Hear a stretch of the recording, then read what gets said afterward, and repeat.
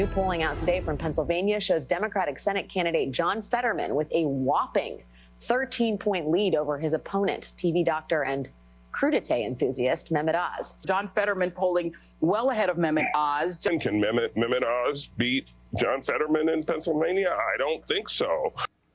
But now, well, once trailing supposedly by as much as 13, Dr. Mehmet Oz has cut his opponent John Fetterman's lead to just 2 points.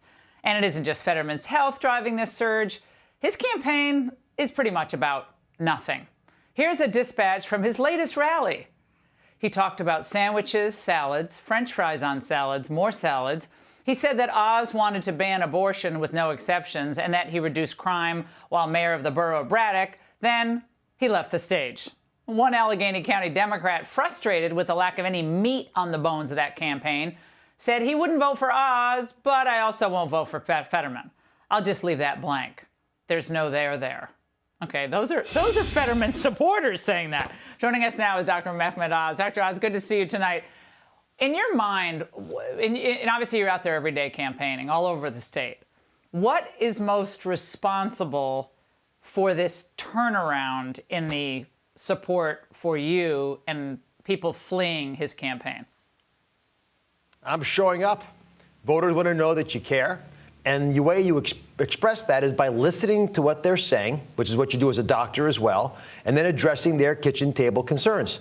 While Fetterman's talking about the topics you just mentioned and lots of other issues that have nothing to do with the crisis happening here in Pennsylvania, I'm talking about crime, the highest homicide rate ever in the city's history in Philadelphia. I'm talking about drugs, fentanyl in particular, and the open border that's causing it to kill folks in Pennsylvania more than ever before. We're top 5 in the country with fentanyl deaths. I'm talking about a 40-year high of inflation and tax rates that are through the roof, advocated by not just Fetterman as a candidate for the Senate, but also as a lieutenant governor, he was pushing for almost a 50% tax increase while not paying his own 67 times.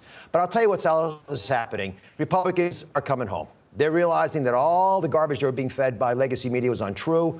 And viewers of your show are good examples. They're supporting me at droz.com more aggressively, more than ever before. And that's keeping up with what Fetterman has been getting all along from liberals in California and New York, everywhere but Pennsylvania, who just won a 51st Senate seat. They don't know how dangerous he is. And so thank you for everybody supporting me at droz.com. It actually has allowed us to get our message up, tell the truth about Fetterman more than he lies about me. Dr. Oz, I know you were just recently with black pastors in Philadelphia, I understand, which is so important because Republicans they've been intimidated from urban areas. They don't campaign in urban areas. It's a huge mistake. What did you discover when you campaigned there? Folks in the city of Philadelphia are furious that, as they put it, they're part of a social experiment conducted by white woke people who don't stick around for the consequences. These pastors pointed out a few realities that were shocking to me. One, if you legalize drugs, which is what my opponent Fetterman has advocated for, you will drive up homicide rates and drug overdose death rates. And in fact, that's what happened with the Oregon 2020 law. They decriminalized drugs, and not only drug overdose deaths, but homicide rates went up because you have lawlessness. They also pointed out something that stunned me. I didn't realize this, but they say you can go around the corner from our church and buy fentanyl. It's easy to get and affordable. You can't find baby formula anywhere. We have abandoned our cities. These people have real needs. We can address them. We have solutions. Republicans are the party of ideas. Let's use those ideas to address these needs. These folks, not just the inner city black population, but many other ethnic groups and groups that are underserved in America want to be Republicans. They share our family values, and we should, as you know, show our humanity to reflect back, engage them. Absolutely, it works. Dr. Oz, thank you for coming on tonight. It's great to see you.